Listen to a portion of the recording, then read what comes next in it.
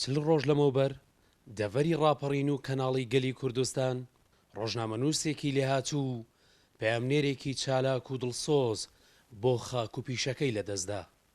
هونەر ڕەسوڵ لە ڕێگەی مایکی کەناڵی گەلی کوردستانەوە دەنگی کەسوکاری شەهیدان و خوێنکاران و لاوان و فەرمانبەران و تێک ڕایچینی و توێژەکانی دەگواستەوە. وەک ڕۆژنامەنووسێکی پیشەیی لە خەمی سێکتەرەکانی تەندروستی و پەروەردە و ژینگەی ناوچەکەدا بوو.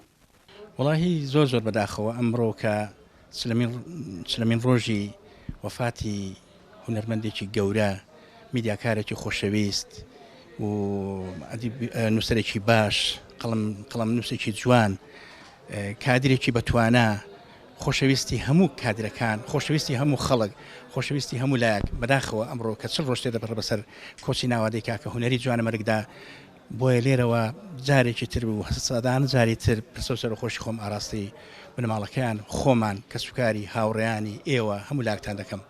سەر ڕێزم لە ئاست گەورەی ئەو میدیاکارە گەورەیەدا دادەنێوێنم.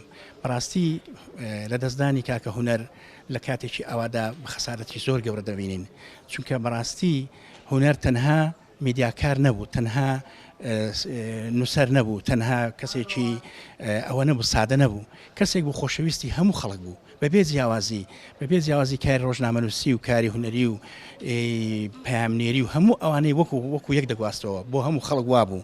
یعنی بەڕاستی لە دەستدانی هونەر، لە دەستدانی تەنها بۆ یەکێتی نیشتمانی کوردستان، بۆ هەموو منتەقە کەشمان لە دەستدانێکی گەورە بوو.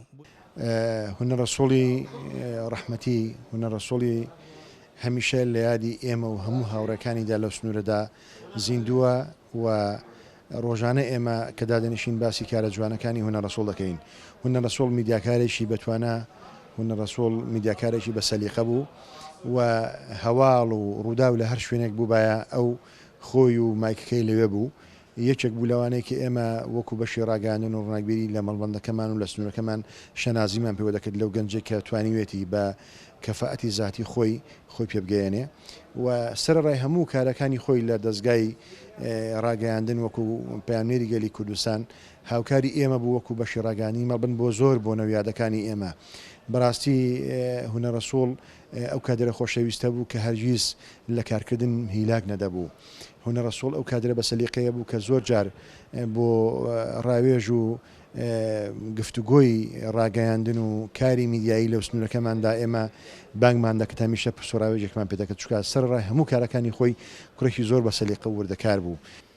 هونەر ڕەسوڵ میدیاکارێکی سەرکەوتوو هەڵکەوتوو بوو لە سنوورەکە، میدیاکارێک بوو بەڕاستی بەویقار بوو، بە سەلیقە بوو، زۆر عاشقی کارەکەی بوو لە هەر شوێنێک لەو سنوورە، حتا زۆر جار سنوورەکانی تریشی دەبڕی کە لە شوێنی تر پەیامنێری تر هەبوو، بەڵام هونەر ڕەسوڵ ئەو سنوورانەی نەدەزانی، دەگەیشتە ئەو شوێنەی کە کەم و کوڕیە، کە هەواڵێک کە راپۆرتێکی لێیە، ڕیپۆرتاژێکی زۆر سەرکەوتوانەی ئەنجام دەدا و دەیگەیان بە سەروی خۆی لە ڕێی مایک و کامێرەکەیەوە.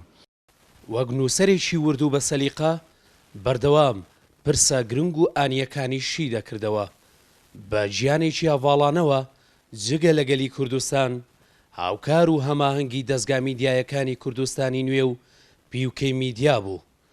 ماندوونە ناسانە بۆ یەکێتی هەمیشە لەسەر پێ و هەمیشە ئامادە بوو. بە کۆچی ناوەجە و ماڵاوای یەکجارەکیشی کەلێنێکی گەورەی بۆ یەکێتی و بۆ دەڤەرەکە و بۆ کەناڵی گەلی کوردستان و بۆ هەمووان دروست کرد.